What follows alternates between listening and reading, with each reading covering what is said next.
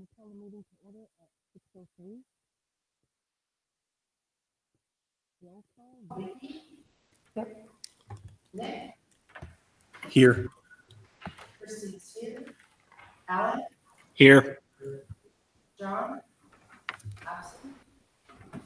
Eric, Here. and Terry. Here.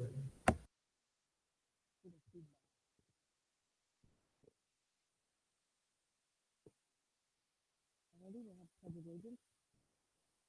I pledge allegiance to the flag of the United States of America.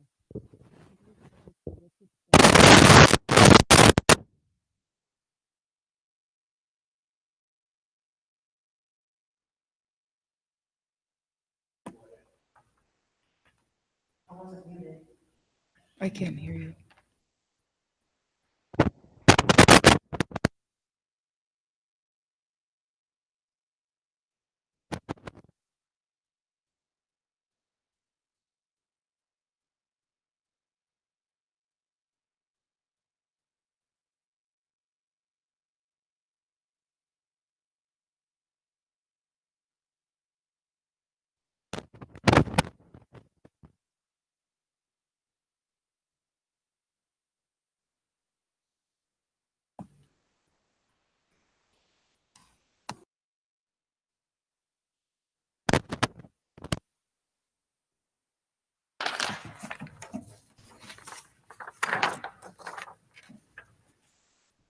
While Christy's getting hooked up to a new computer, we're going to read a resolution. Waban Ogama White School District 435 general process for remote school board meetings. Due to the current federal and state emergency declarations, the Minnesota directive to residents to stay at home, and the guidance about limiting person-to-person contact due to COVID-19 pandemic, this meeting of the Waban Ogama White School Board is being conducted in accordance with Minnesota Statutes 13D-021, meetings by telephone or electronic means. Due to the health pandemic, the school board determined that it is not feasible for at least one board member, the superintendent, or the school district's legal counsel to be physically present at the regular school board location, and that it is not feasible for the public to attend this meeting at the regular meeting location due to the health pandemic. Persons may monitor this meeting from a remote location by going to https://www.youtube.com/c/Waban livestream/live. You can also go to the public comment at waban.k12.mn.us to submit a comment to the school board. The school board members are reminded to mute their microphone or phone when they are not speaking. School board members wishing to speak should raise their hand. Use the chat feature via meeting platform using Google Meets, then wait to be recognized by the chair. The chair will determine the order in which board member wishing to speak will be recognized. When recognized, the board member will unmute the microphone or phone to speak and then mute their device. All votes will be conducted by roll call. Each school board member should wait until their name is called before voting. Thanks. Thank you. Can everybody hear me now? Good. Okay, we'll have the approval of the agenda for August 5th, special school board meeting as presented. Discuss options for reopening school for 2021 year discussion. Do I have a motion? Motion by Alan. Motion by Al. Second. Nick. Second by Nick. Roll call vote. Vicky? Yes. Nick? Yes. Christy? Yes. Alan? Yes. John is absent. Derek? Yes. Terry Dorman? Yes. Okay, motion passes. So we're on to new business. Discuss option for reopening school for fall 2021 school year. I got a bad echo. Huh? Because I unmuted too early. Do you want to try and mute yours and see if that works? Go ahead. Okay.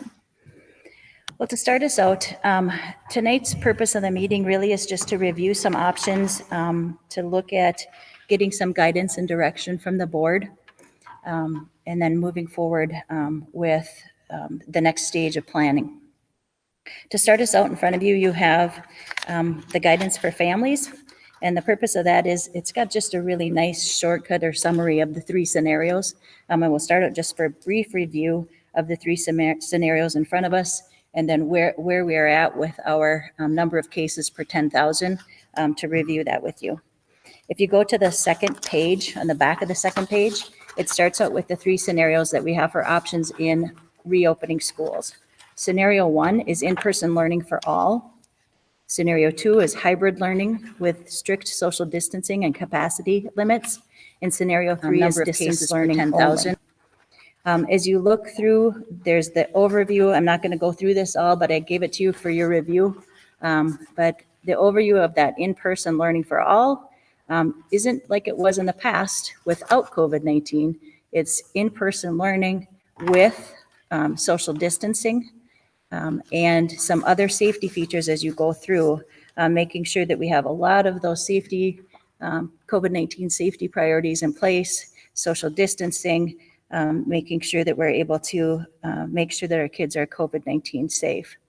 The hybrid learning has all of that in place, along with looking at that 50% capacity, making sure that there's space limitations and distancing with our kids, much higher safety priorities in place. And so you look at, it's a combination of both the hybrid or the distance learning and looking at that scenario 1 in-person learning. And then scenario 3 is distance learning only. As we walk through our planning and looking at what we are looking at for recommendations in our planning process, we started looking at, and we're given the directive by the Department of Education of coming up with a plan for all 3 scenarios, which we've done. We have some very long plans in place where we looked at what are some of the requirements, what do we need to put in place as far as cleaning protocols, safety protocols, transportation protocols, looking at all 3 plans. And so we've been in that stage and we are working on all of those, have been working on all of those. We've got some 1-page summaries. We've worked on some registration programs and plans, have been working on all those. We've worked on some parent-friendly publications to go out. And have been working on that. We've got some parent surveys. We had 135 parents fill out survey. There's 133, I believe, 133 parents. 44 staff members fill out surveys. And then all of that information has been guiding us and giving us that information. We have a committee of community members, teachers, non-certified staff. Our American Indian Parent Committee serves on there. Administration, all working together, giving feedback along that process until we got to the survey staff stage. Then we kind of held back, worked on requirements, and waited for that survey information to come in. Then to that end, I think I'll stop a little bit there and then go over the survey responses with you. If you can pull those graphs out, we'll talk just a few minutes about that survey response. The one with 100, I guess it's 138 survey responses. If you look at the survey responses, it talks about Department of Health, that they talked about reopening schools, and we use social distancing and sending students to school or keeping them home due to COVID-19. Would you decide to keep your students at home or participate in distance learning at the end of spring? We had 30% said that they would keep their kids at home. 30.1% and 69.9% said they would send them to school. If we looked at hybrid learning, we had 29.5% say they would keep them at home, and we had 70.5% said they would send them to school. And then we looked at distance learning or the hybrid model for the days that your student would not be on site. And food service, would you be willing to pick up food at the nearest school site? We had 41.2% said no, and 58.3% said yes. And one of the reasons we asked that question is we aren't getting the USDA waiver for the summer food program like we had before. So we are going to have to do the free, reduced, and full pay lunch program again. So we wanted to know, so being able to do the door-to-door delivery is not going to be an option for us this year. So we're going to have to do a different delivery service and maybe do some neighborhood deliveries or maybe do on-site pickups. So we wanted to know, what are some options so we can still try to do some family-friendly pickup sites or do some things that might still work for our families. Then when we take a look at the next question, if your children are currently on a bus route, will you continue to utilize the bus route or transport yourselves due to COVID-19 concerns? And if that response, we got 48.8% said bus route, 51.2% said self-transportation. Now with 138 responses, we have a lot more families than that. So this is a reflection of what parents said. So we know that we have a lot more families than that, but that was pretty consistent. As families were filling out the survey, we had the original request for the survey. We sent out a couple more requests. We had a few more families to fill it out, and those numbers were pretty consistent, especially with keeping home. That ranged between that 25 and 30% as parents were filling it out, and we had more and more families fill that out. Other questions we asked along the way was, their thoughts and feelings about each of those different plans. And we had some extreme feelings on each end, but they were small numbers of, yes, if I can't be in school, we're not going to come, or really, really safe conscious. We really want safe conscious. We want all the masks in place. We want cleaning in place. We want social distancing in place. We had both extremes. And then we had a lot of people in the middle saying, it's very difficult. We understand that it's difficult planning. We really just want kids safe, and that we want kids back in school, but very, very reasonable responses too. And so I think for the most part, our parents want their kids in school. They want good education, but they want their kids to be safe. Consistently, a concern was childcare. If they're not in school, what are they going to do with childcare? So the big things that kept coming through was safety, childcare, and concerns about consistent education. Eric, Lori, Tammy, you went through the responses with me again today. Am I missing anything?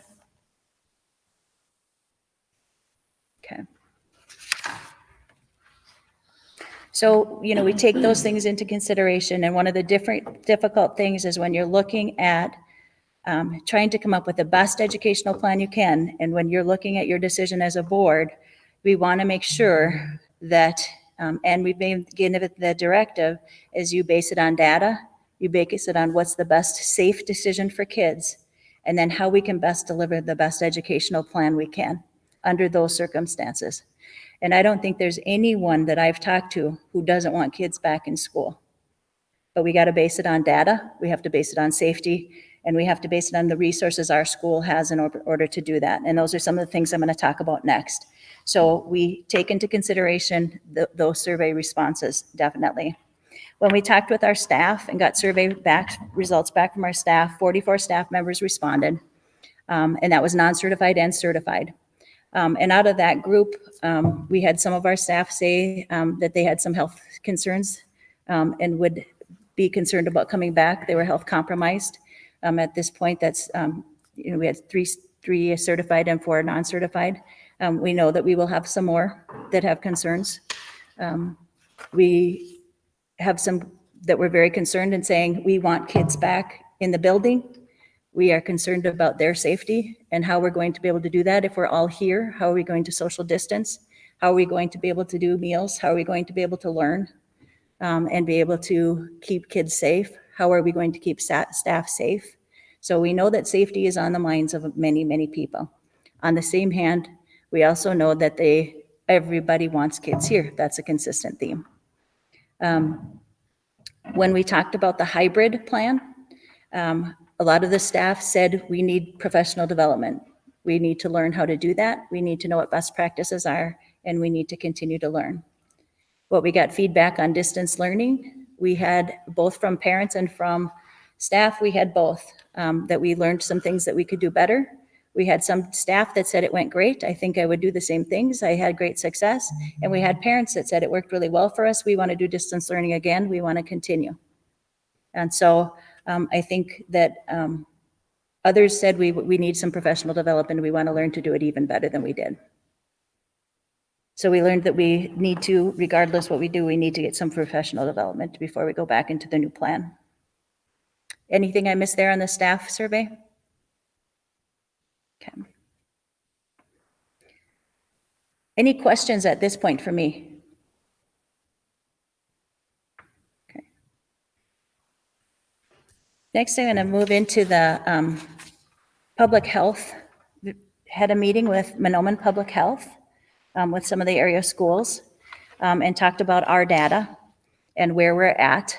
And we are at, there's another table you have in your packet that puts us at, and currently at, projected to, looks like this.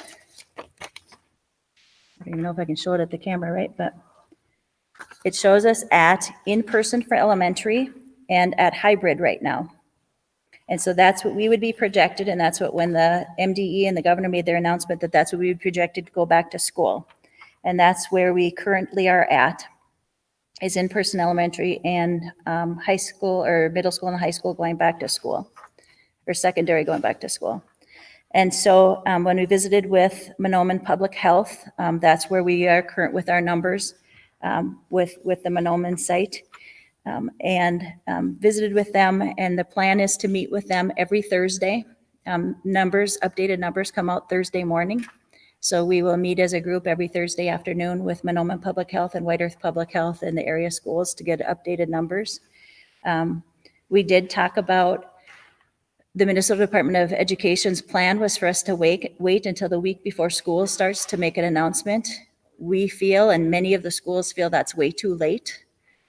We need, our staff needs, our families need to know much earlier than that, to make plans, to make childcare plans, to make professional development plans. We need to know earlier than that. So we talked with public health about that. The plan is that the public health folks need to approve our plans. And so we need to work very closely with them. We can go more restricted than our plan, but we can't go less restrictive than our plan.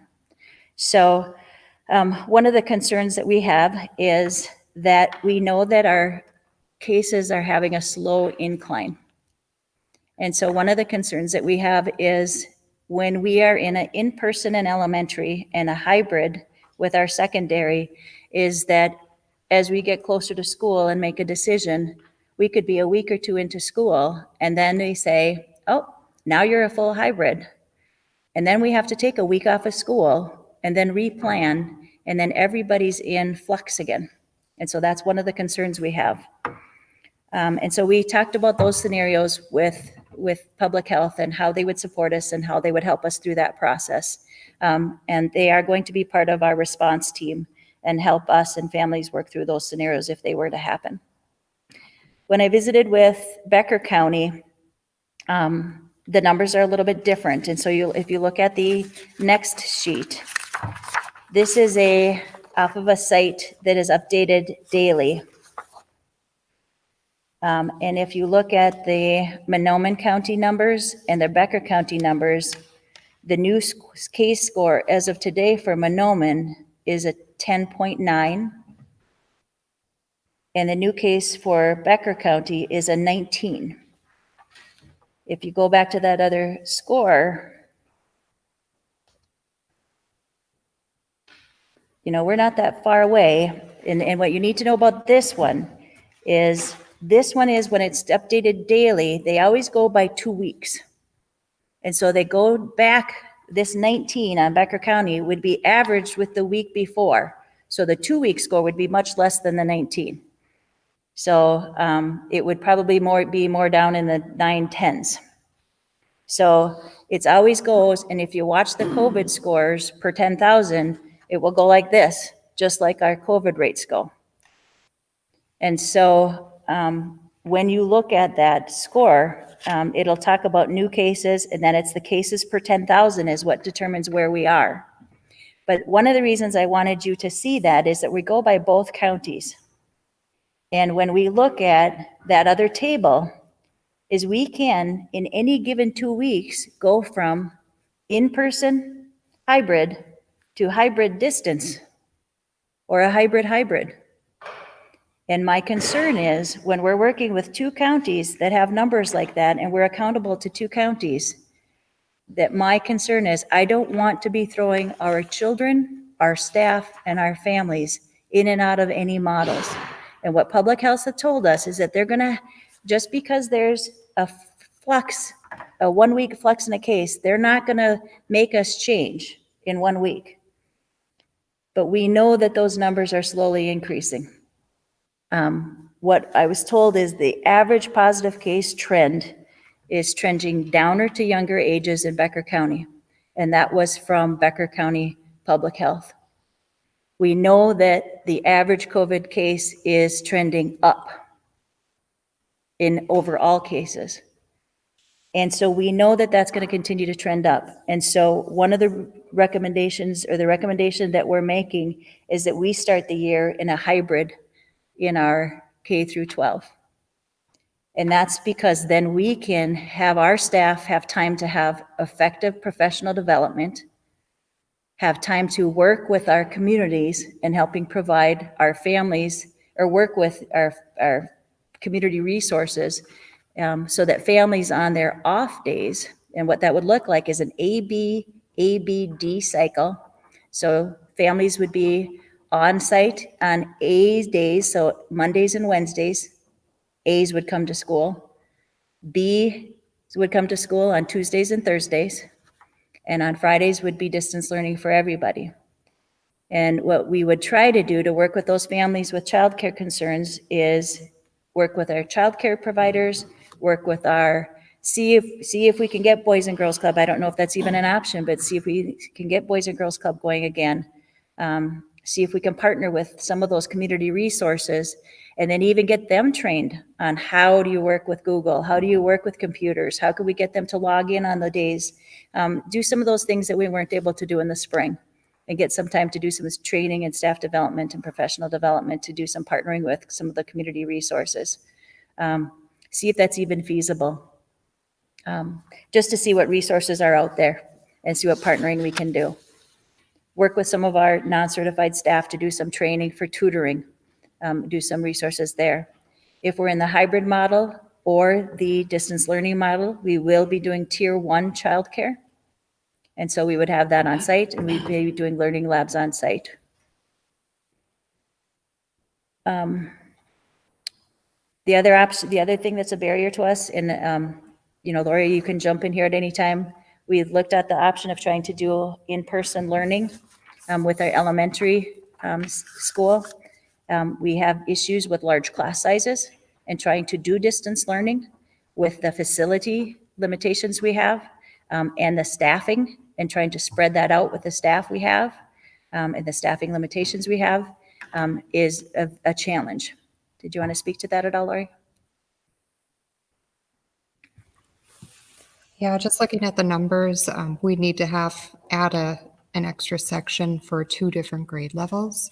And then it would be trying to find teachers to be able to also teach that section, while also thinking about, like you said, the distance learners and who would be responsible then for those check-ins and tutoring and those types of things with distance learning. So most of our rooms would be around 15 or 16 to 1 is kind of what it's looking at. But we still have some class sizes right now that are 18 to 21.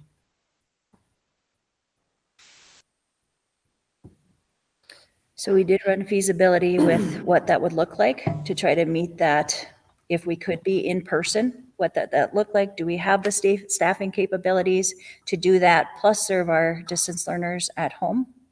And and we ran it through different models. We've talked with different schools on how they're doing that. What are they doing?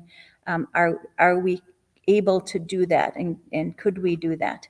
And it doesn't appear that we're able to do that at our site. And I think one of the things that we need to look at is what's the best educational service we can deliver. One of the reasons we're looking for guidance from you at this point is that we've talked with teacher leaders and looking at different things, but we really want to bring this back this week to a larger group of staff, a larger group of non-certified, back to the committee again. And then, have a beefier plan and have a larger discussion again and do some more problem solving and bring it back to you again for a decision. Questions for us, things we didn't present, have want fleshed out a little bit more, or more things you want us to research and bring back to you before you make a decision.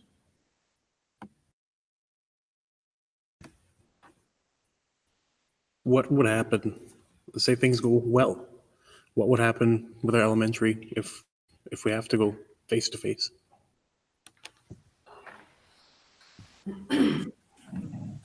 I think we would just have to look at making sure that we're trying to follow the 6-foot distancing as much as we can if we're all on site. But we would need to be creative with what our staff would be doing and how they would be, would we be offering as many electives as we do on a daily basis? Or would we have to look at how that is arranged? I just think we'd have to be very creative. But if that happens January, I mean, do we have to hire teachers at that point? Likely, yes. I think so. Okay. I think that's a great question, because one of the things we've talked about is it's going to be so much easier to transition to either model if we have to. If things get better and we're in a hybrid, we're going to know at that point, what are the staffing needs? How are kids doing at distance learning? Can we pull staff away from distance learning and transfer them more and do more with site-based? We're going to have a much better idea once we're in the model. And it's going to be so much easier to transfer from distance learning to in-person, or I hope not, but to have to go from distance learning to from hybrid to a full distance learning.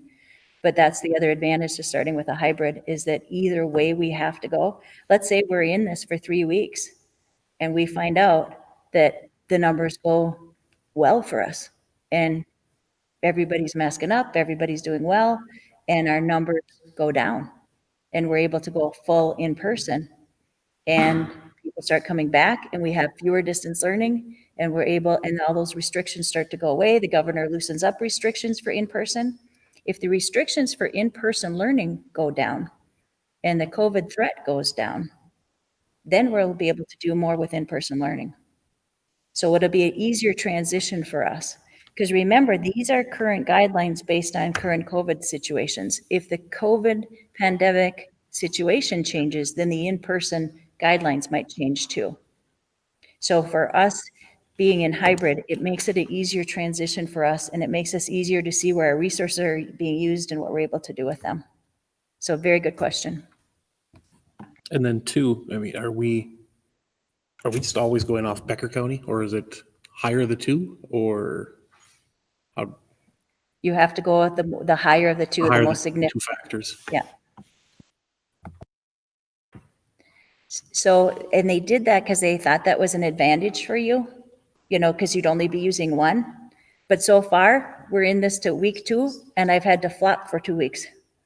Because it's the one with the increasing rate, the first week, because it's per 10,000, it's not the highest number. So per 10,000, it was Monoban, and then per 10,000, it's Becker. So.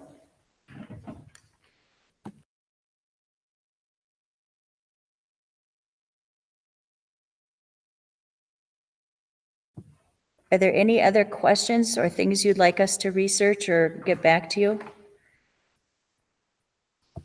I can send you the plans. Some of them are very long. Some of them are short and abbreviated. The reason we didn't bring them, we talked about it, was because we expect them to morph again once we get more feedback this week, and we'll bring them for you next week. But any one of you can see them. I can put them on a shared Google Doc for you to take a look at what we've done so far. And the other thing I would add is I'd heard from a number of people this week that the daycares, that they will not be taking, some of these daycares will not be taking kids that are in a hybrid situation. They're not going to let them come to their daycares. That's going to pose a really big challenge for our district and our neighboring districts. Have you heard why? Just because they don't want the in and out kids. They don't want the kids that have been in school now to come to their daycare. a number of different reasons, I guess. Hmm. I've heard that from 3 daycares. Just going to play devil's advocate on that. We can't control what people do outside of the school, just like we can't currently right now anyway, right? So it's a little bit frustrating sometimes when you hear things like that, because are those the same families? Are they going to Walmart? Are they going grocery shopping? You can't control who's there and who you're amongst. If you're doing the social distancing, which we're all expected to do, the 6 feet and the mask, I sort of view it on the same level. Like we're all exposed. You know what you're getting into. If you're wearing your mask and being safe about it, how is coming back to school any different in a hybrid model or a face-to-face? Do you know what I mean? Like, I don't feel like school should be the common factor in that, because what is everybody doing outside of the school building? You know what I mean?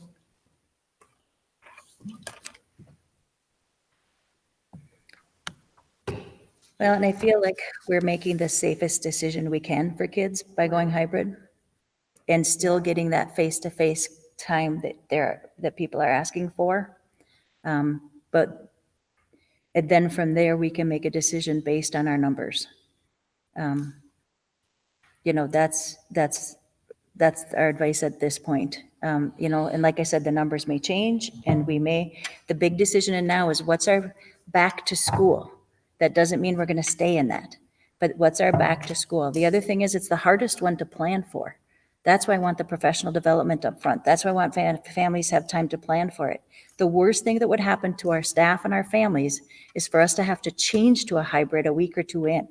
That's what I don't want to have happen.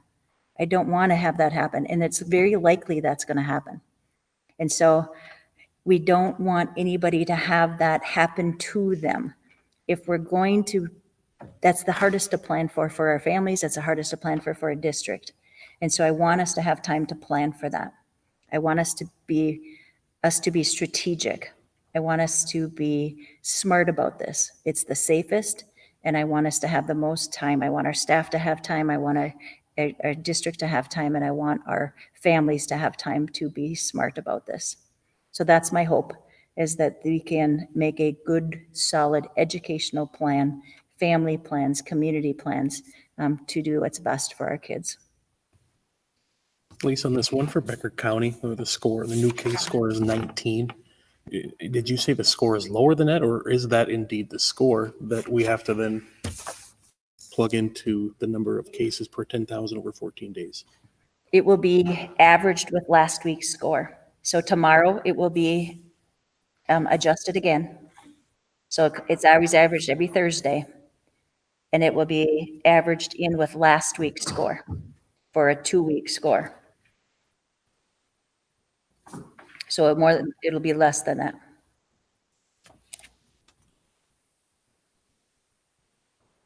But the information shows that we're going to continue, Becker County will continue to trend higher, correct? Mm-hmm.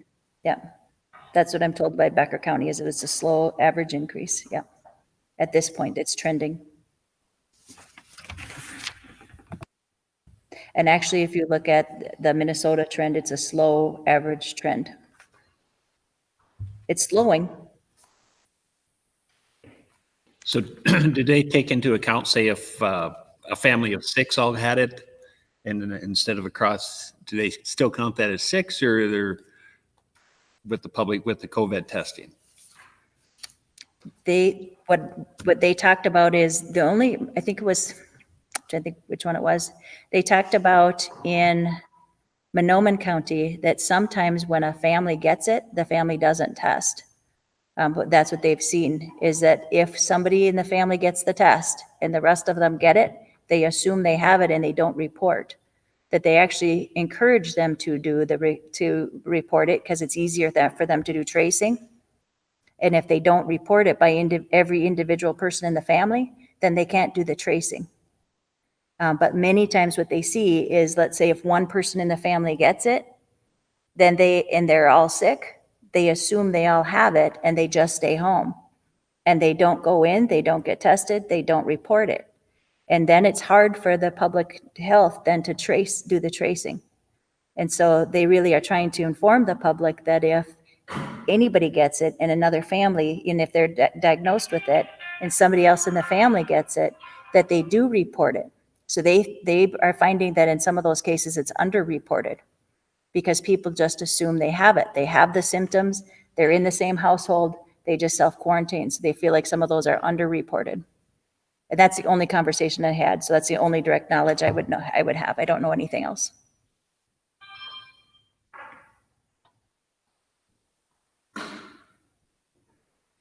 They're really trying to do more tracing. And so they're encouraging people, if they think they have it, get the test and trying to do tracing. That's the best thing they can do.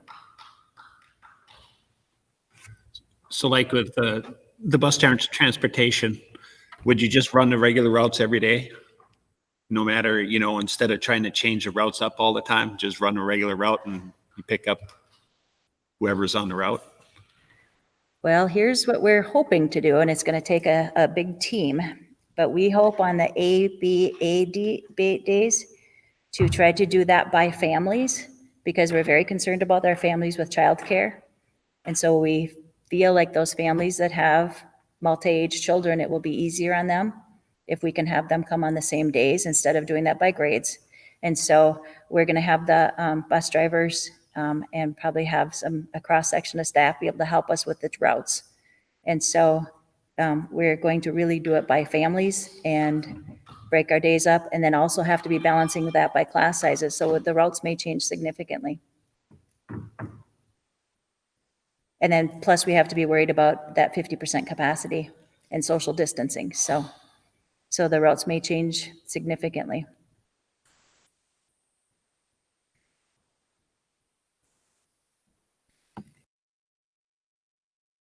That will not be an easy task.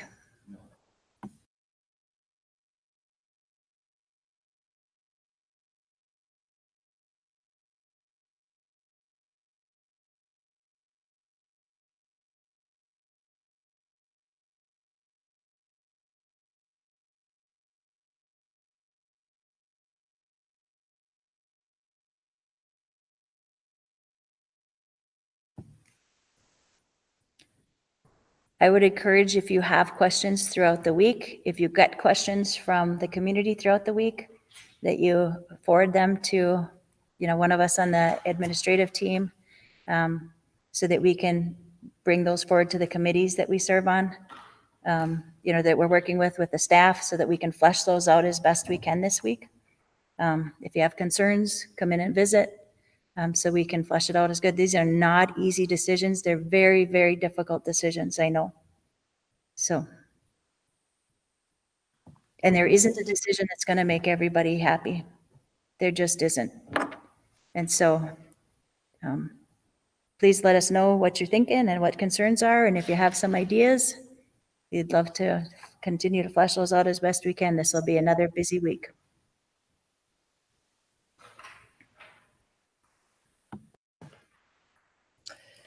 Do we have enough technology to do the ABD? We do.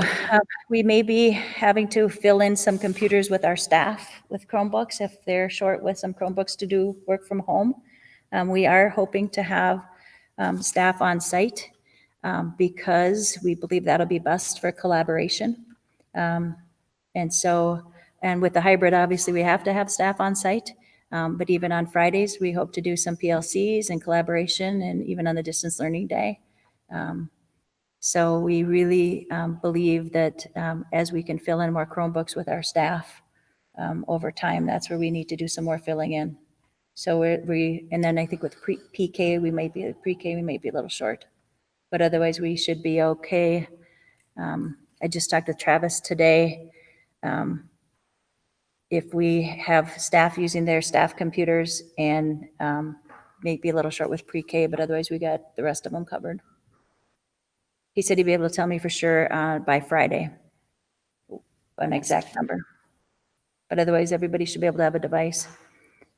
Not to mention, we talked about some of the students had purchased devices in the spring, so their own. So we'll see where we fall. But we should have enough to be able to do a one-to-one and have every student have a Chromebook.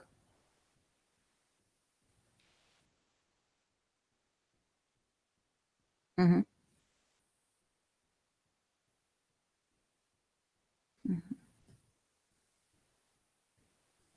What about the, can you mute? Can you mute? I get the Oh, sorry. echo back and forth. So when we were in distance learning last spring, how many students did we have that had the barriers of technology, of internet at home, access to that? Because if you do distance learning on the Friday that everyone's going to be at, what about those? If you remember, Michelle, was it 120 hotspots? Yeah. So we ordered 120 hotspots, and that license kicks in on the September 1st. And so we've got those to kick in. We were down to 19 that we knew of that we were working of that didn't have resources. Now, when we look at the broadband map, White Earth has a broadband map, or the Department of Labor and has a broadband map of different areas. And White Earth's map has Elbow Lake and up by Nadawash. But otherwise, our district is pretty well covered with broadband. Now, we know within there, just from working with our families, that there are pockets within there that they don't. So between the hotspots, and even the hotspots won't work if they don't have cell service. So we know that we're still going to have working with parents on trying to work with them. But what we did with the spring is we had some of our interventions working, we had a counselor working, trying to figure out who didn't have it. We had one of our paraprofessionals calling individuals, going through our list, lunch list and the technology list, going through and saying, what do you need? What do you need for connectivity? Where are you at? And so, like I said, by the end, we were down to 19, and out of that 19, some of those didn't want it. They were just doing packet work, and they didn't want to learn. So when we circle back, we'll go back to that list and try to offer some professional development and try to get them to be more comfortable with technology. So we're down to a small amount, but so we know where to start with that group. But one of the things we put into our plan is, if you know you have a student or a family that is not connecting, refer right away. And we'll try to get to them and work on connectivity and try to work on getting a hotspot to them, try to work on seeing what companies near them. And then I know that, White Earth is working with Blandon on broadband plan. Yeah.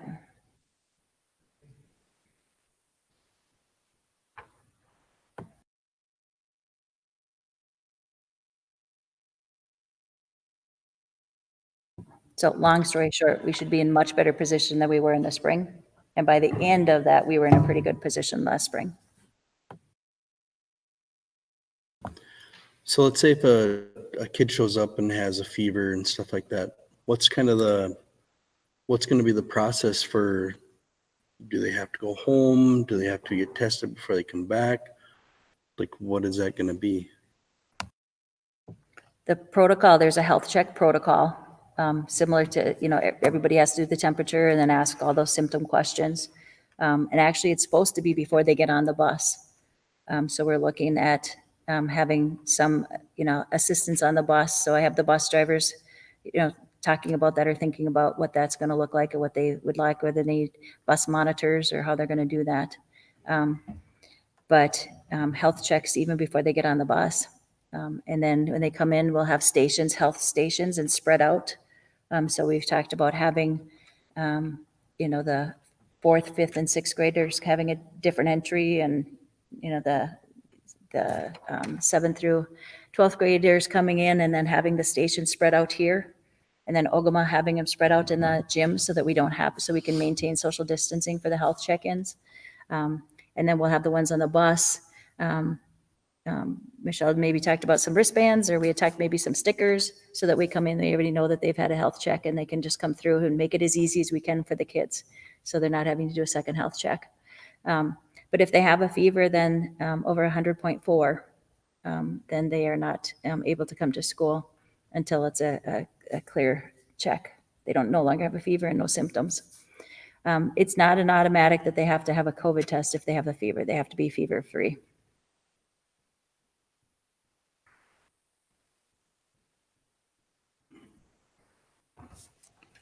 Would public health or somebody go out and check if they got fevers to see if they got it? You know, if they get on the bus and they don't let them on the bus, you know, it could be something that they're getting, or I don't know that if, I'm just throwing it out, you know, Yeah. because if, you know, if they got it, they could be spreading it too, you know, at home. I think one of the things that we talked about, the White Earth and with public health is one of the things that we can do a follow-up is, we talked about if they have a fever and the symptoms, then we would be saying, who's going to track that? Who's going to track the appointments? Who's going to track whether there was testing or not? Who's going to track how long they need to stay home? So those are some of the conversations we're having. And so that's part of your plan, is you have to track that. I don't know that we want children to think every time they have a fever or have a flu that we're monitoring them. You know, we want them to know that kids get sick, and same things with staff get sick. And so I think that we need to monitor those things, but we also need to be very clear that it's a fever with symptoms. And so we need to make sure that kids are feeling comfortable and welcome in school, and that kids get sick, and not everything's COVID. And so I think that we need to be diligent to protect the other children in school, but on the same hand, kids do just get sick. And so it needs to be a fever with those other symptoms. And it doesn't have to be all of them, it can be just a couple. And so those are the things that we're kind of vetting with our public nursing and with us with White Earth Nursing who serve us, and what does that look like? And some of this is required and some of it is recommended, what you come up with your plan.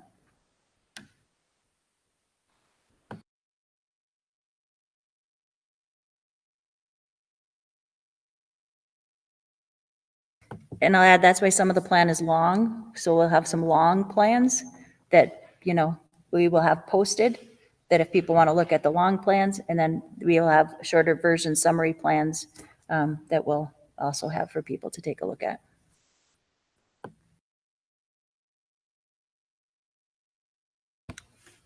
Lisa, what if someone comes in, they're in whatever door they come in, whatever place they're getting their health check, what happens to a kid if they come in, they got a 100.6 temperature? What happens to that kid at that point? We call their parents and they need to go home for the day. And they'll be isolated somewhere, I'm assuming. Yep. And there's Should have no, like a basically, but at that point, there's really no, basically keeping it from the other kids. That little Johnny's got 106 and he's now over in this line and I'm going this way to school. We have you had to designate what's called a care room that's designated for students who are sick. And so we already had a nurse's room, but we have a separate room that's designated for somebody who has COVID or potential COVID. And so we had, I think, did you come up with the name? Yeah. Is it called the T-Bird's Nest? Yeah, the T-Bird's Nest. And so we'll have that. That's just a safe room to put in. And then there's some protocols around that's required. And so there are some things that are required. And so once again, that will be part of our health protocol. I think one of the most important thing is to make sure that we are doing the best we can under HIPAA to protect privacy. And I think that when you're standing in line to get your temperature, yes, but I think there's some things that we can do to protect kids too. And I think part of this is going to become such of a new normal that they're just, oh, geez, I got a temp.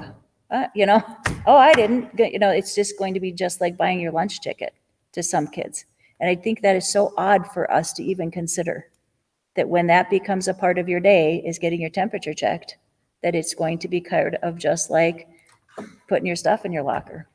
I think it becomes part of a new normal that I hope we can make this it's just a normal part of your day.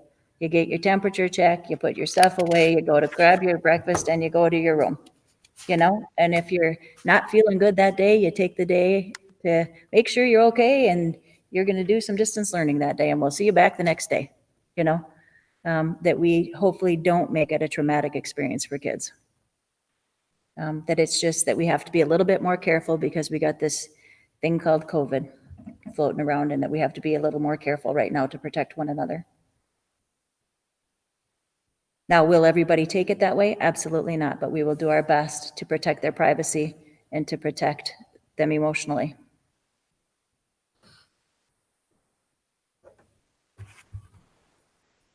What about special ed students?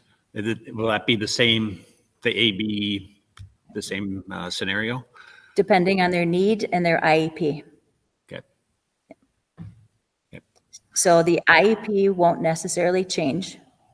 But as we were visiting, if they are in let's say they're getting their needs met 1 hour a day through a classroom, it doesn't make sense for them to come every day for all their classes. And so some of those may be modified depending what the IEP is, what the needs are, what the service hours are. So we'll have to take a look at those IEPs and see what their needs are. If it's a high needs, significant needs child, they may be here every day. So it really depends on the IEP. We won't automatically be, changing IEPs because we're doing a hybrid. We will honor the IEP. The goals of the IEP shouldn't change because of hybrid. However, how that looks might change, and that has to be agreed upon with the school and the parent.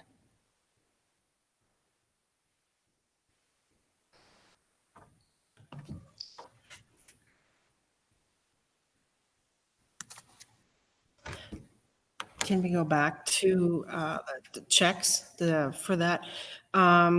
When you have kids that have a temperature, and do we have a second check in place that they would do in case something was wrong? This has happened, that the monitor that you're currently using, the temp that you're currently using is wrong. So do you have a second one to verify that first temperature before we send a kid home? Yep, we can do that. If somebody's taking the temperature and it doesn't feel right, most of the time that does happen. Yep, that they'll take another one or they'll take it with a different one. We'll have multiple stations there. So, and right now that would happen, and tell me if I'm wrong, even with the programs that we've had in the spring when we had the childcare in place, when we were doing distance learning, we'll take the temperature and they'll go, that doesn't seem right. And then they'll do it again. We'll try another thermometer or try it again. We did that when we had the childcare on site, and go, that doesn't look right. You don't seem sick. You don't look sick. Let's try this again. And we'd try another thermometer just to make sure if it was either low or high or, didn't seem like it was the right thermometer or the right temperature, we would try it again. So we want kids to be in school.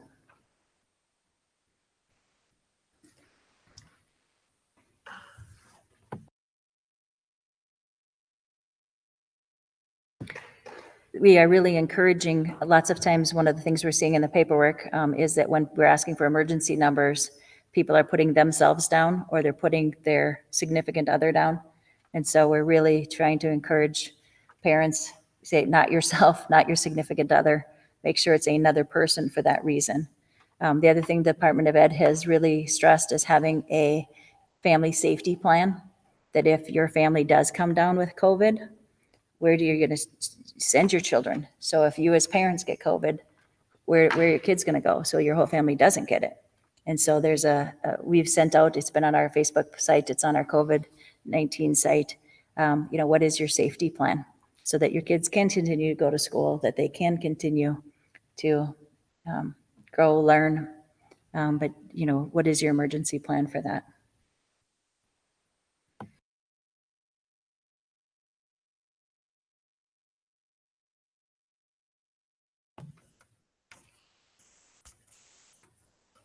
A lot to think about. So in a nutshell, we have the hybrid version that you're proposing. It's possible to do the in-person hybrid is where we're at now. So that just for the public and so that they're looking to contact the school, get in touch with us with your opinion about what you'd like to see. It's a tough call. I see so many people that want in person, but that's because everybody's starting to go back to work now. So I need somebody to take care of my 9-year-old because they can't stay home alone and they can't, in distance learning. So you're having a lot of choices like that, and it's difficult at best. So I do have a public comment that came and they asked a question and it says, how will they social distance on the buses? And ensure kids will keep masks on and bus drivers will not be able to keep watch. One of the things that we've proposed, and by the way, thanks for the question, it's a good one. One of the things that we've proposed is, and that we have we're trying to problem solve with the bus drivers is, for a lack of a better word, we've called them, bus monitors, bus buddies, is having drive-alongs with them, having people on the bus with them. And they would help do the health checks when the students come on, help monitor when the students are on. And then what we would do is we have the seats marked off every other seat. So they would have a seat apart and then they're staggered. So they're not sitting right across from one another. So the buses aren't to full capacity and there's only one student to the seat. We would allow families to sit together. So when we're picking up by families, the families would be sitting together because obviously they live together. But otherwise, anybody who's a non-family member wouldn't be sitting together. They would be sitting at least one seat apart and then staggered seats. So there's that 6-foot distance. As far as the masks on, then that monitor would help with helping them keep the masks on. One of the reasons we're talking about, I talked to the bus drivers about, was having somebody in their neighborhood possibly be hired to be in that area with them because they start from their remote sites with their routes instead of driving all the way into town to pick somebody up and then going back out to start their routes. So just had an informal conversation with them about thinking about that and what that might look like. And so, if we're given the go ahead with one of these models, then I need to start bringing that back to the board for formal approval. But those are some of the things we've had conversations about, is having that ride along. I think it'd be same concern, is how do you monitor that and drive the bus? And then what if you have somebody getting on the bus with a temperature, having to call the parent back and all those arrangements? So good question.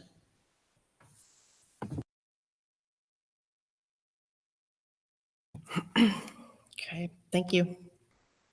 So do we have any more discussion or you guys have any more questions?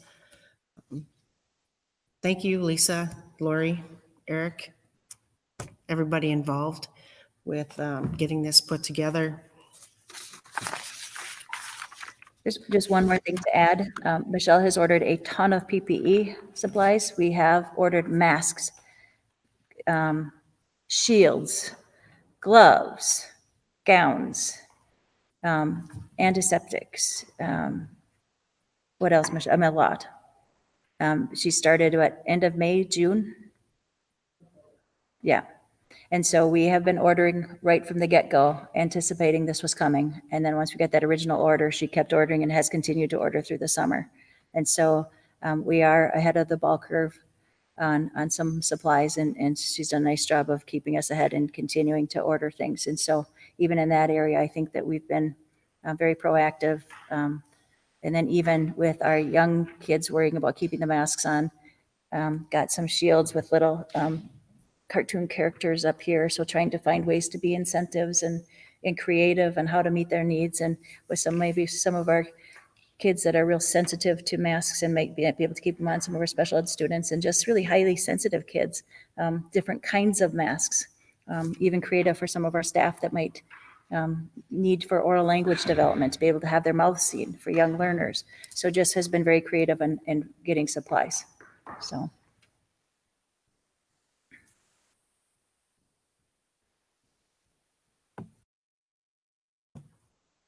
That kind of brings up another question that to mind, is that what would we do with someone, with a parent or a family that absolutely refuses to believe that COVID is really here and that we will not send our kid with a mask on and they're, to refuse to do protocols? What happens to that? We actually have some guidance on that. And what they've said was to offer them distance learning because it actually compromises the health of other students. And so while they have a personal right and a personal belief, a right to that belief, it is not the right to compromise the health of others. And so, but we would want to try to do that in a very respectful way and negotiate and and try to meet their needs in another way and try to offer them a whole bunch of options before it came to that. But it would come to offering eventually distance learning. And do that instead of any discipline or anything like that, because we really want to try to meet everybody's needs as best we can. And everybody has a right to their personal opinion. They certainly do. And we want to offer education to everybody regardless of their personal opinion. But under those circumstances, we don't have the authority to compromise anybody's health. And the Department of Health, the Department of Education, and the governor hasn't given us that right to do that.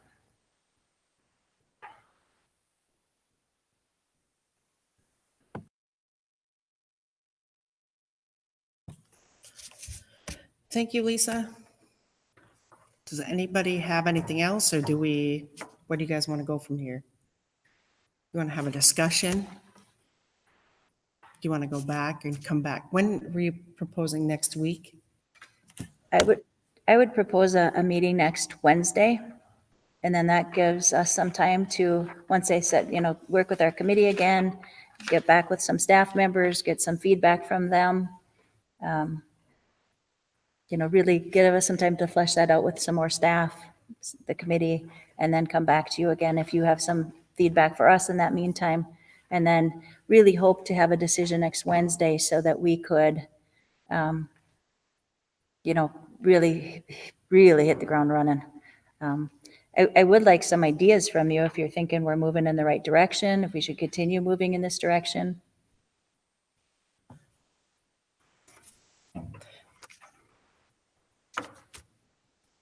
I think you were going in a good direction. We have narrowed it down to two options. We have narrowed it down to the two options, so there's something for us to think about. I'm on the fence. I'm 50-50. I'd like to see the kids in school physically because they learn better, they do better, and it'll help, with the parents and situations at home. On the other hand of it, having them hybrid would be ideal. So it's a tough call. It's a lot to think about. Maybe what we could do too, I'd like to see is something like a poll or something out on Facebook that is narrowed down between the two. Now that we have the information here and it's public and it's out, maybe now they would understand more of a choice of what they would want to see happen. And even though our survey kind of did that, but now here's the reality of it. Let's ask this question out there. If they answer, they answer. If they don't, they don't. But at least we would have some sort of poll, so to speak. I know Facebook has polls and things like that, but the more that we can get out there, I think the better off that we will be in making a good informed decision as far as representing our constituents out there in this district.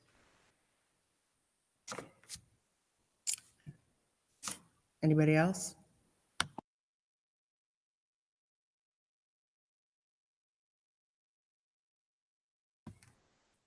I think you're going in the right direction. Like Christy, I'd like to be everybody back in school, everybody, all this just to be done with. But then somebody come up with a miracle vaccine. But yeah, and then so the hybrid, when you present it like that, and then you're more flexible to go either in person or distance learning, no matter what happens. So, and hopefully we can just be consistent for all the families and just get in a good, just be consistent. So that would go a long ways anyway. And then maybe we could offer cross country this fall, since there won't be anything else to do. Or trap shooting, right? Yeah, or trap shooting. I'd love to see that. Fishing. There's the fishing one. Yes, the fishing.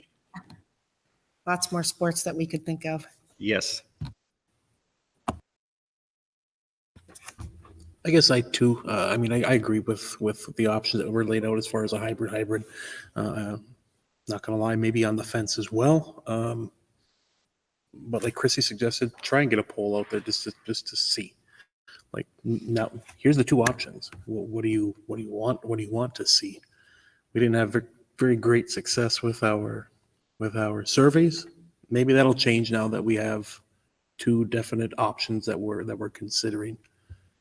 That would be nice to see, even if it's only going to run for maybe if it gets out tomorrow, 6-7 days, and see what happens next week. I don't know. I want the kids in school. My kids need to be in school. Everyone's kids need to be in school, but it's tough things to consider.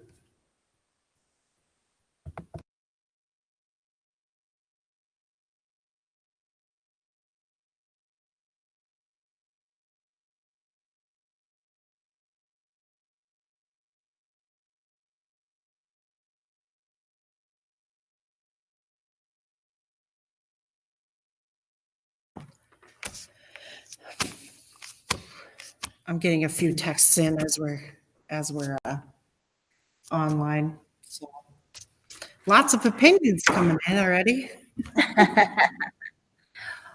Well, we knew there would be, so I think that we got enough to continue going down the road, and we will continue to solicit feedback from staff and the committee and from community members, and we will come back next week for a decision.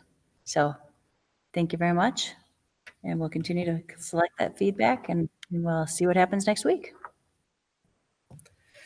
One more thing is that when you have people that absolutely say, no, I'm not sending my kid, they have that option.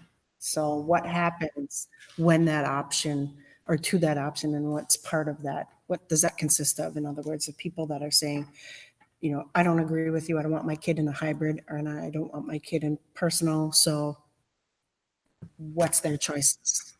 Open enrollment is an option unless the district they are going to says that they won't accept them. And so no matter what option we choose, we will have those people that say, and we've heard that from people that said, if you do this, I'm not going to come. If you do that, I'm not going to come. And that's what I'm talking about, those extreme people on the survey. So no matter what option we do, we're going to have those people that say, if you do this, I'm not going to come. So we're hearing that from people on every option. And so open enrollment is an option. And then, I'm sure homeschool is an option. Is that what you're asking me, or? Kind of. Distance learning. Distance learning. Oh, is that what you're talking about? Yeah, distance learning. So every parent or everyone has the distance learning option, no matter what. So we have the in-person learning, the hybrid option, and then all parents have the option of distance learning regardless. Is that what you're asking? Yes. Okay. That's what I think parents who are watching and want to know, that what is their option. So it's not just either or hybrid or, I but get it. Yes, no. Yeah, so we do, but yeah, no matter what educational choice we throw out, distance learning is an option no matter what.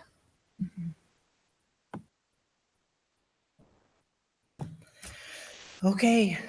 I think I've got a lot of my questions answered. I think I've answered the ones that have come in, and, people want to know what their choices are. So, Yeah, and I think I want to add, in agreement, we all want kids in school.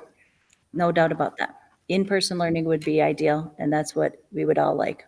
And that is the goal. So I don't think that anybody whose closing comment said that. Just so you know, there is not anybody on the administrative team that doesn't agree with that. The challenge is, how do we make that work for our district at this time? Thanks.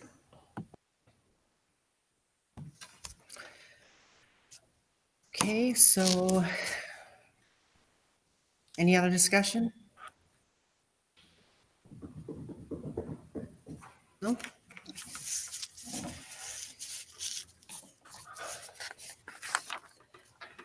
Alrighty, that's it that I had for public comment. Future considerations for the board. Schedule a board meeting for next Wednesday.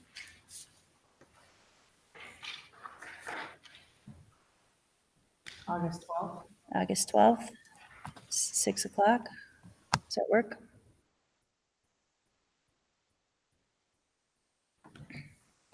Yep, that works for me. Everybody else? And then we have non-certified negotiations at 7:30 on Friday morning.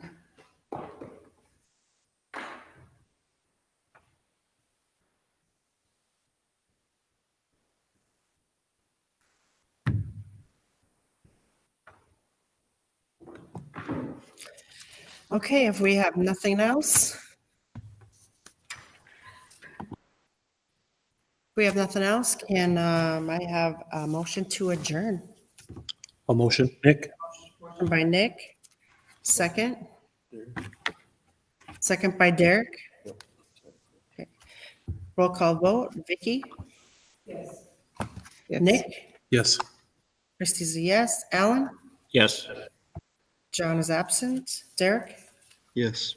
Terry Dorman. We Yes. are adjourned at 7:14. Thank you.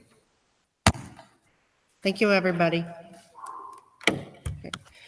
Roll call vote, Vicky, Yes. Yes. Nick, Yes. Christie's a yes, Alan, Yes. John is absent, Derek, Yes. Terry Dorman. We Yes. are adjourned at 7:14. Thank you. Thank you, everybody.